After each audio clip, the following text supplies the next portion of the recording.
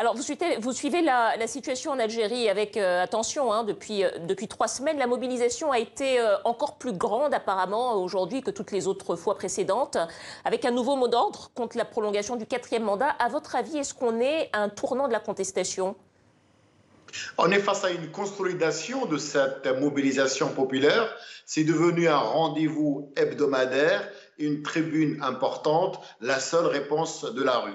Le deuxième élément, nous assistons à une évolution très importante, significative, dans le registre des demandes, dans le registre des doléances de la population algérienne, de la rue algérienne. On est passé d'une simple demande de réforme ou bien sûr de l'arrêt de 5e mandat à une demande d'un changement radical. Je crois que là, on est face à un tournant dans la vie de la rue algérienne et dans son rapport face au pouvoir.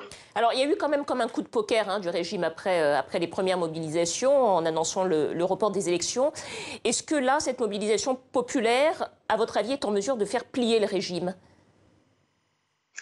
On est encore loin parce que le pouvoir dispose encore de moyens, il a encore des cartes à jouer, il n'a pas dit son dernier mot, il peut encore jouer le changement, bien entendu, de ces personnalités qu'il avait proposées pour gérer la transition. Il veut gagner du temps pour ne pas arriver à la ligne rouge, celle, bien sûr, d'un départ humiliant pour le président Bouteflika. Tout dépendra un petit peu de cette négociation et de ce rapport de force, sans oublier un autre rapport de force qui n'est pas visible, celui qui se joue à l'intérieur du pouvoir. C'est-à-dire à l'intérieur du pouvoir?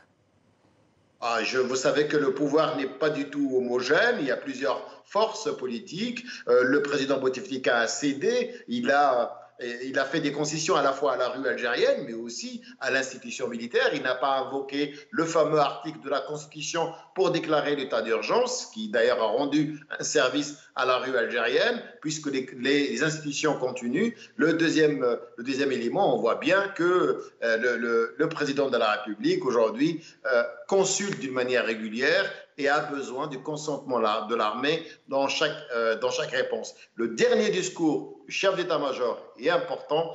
Le message est clair au président, nous n'interviendrons pas, nous laissons la rue s'exprimer tant que cette expression, elle est pacifique et civile.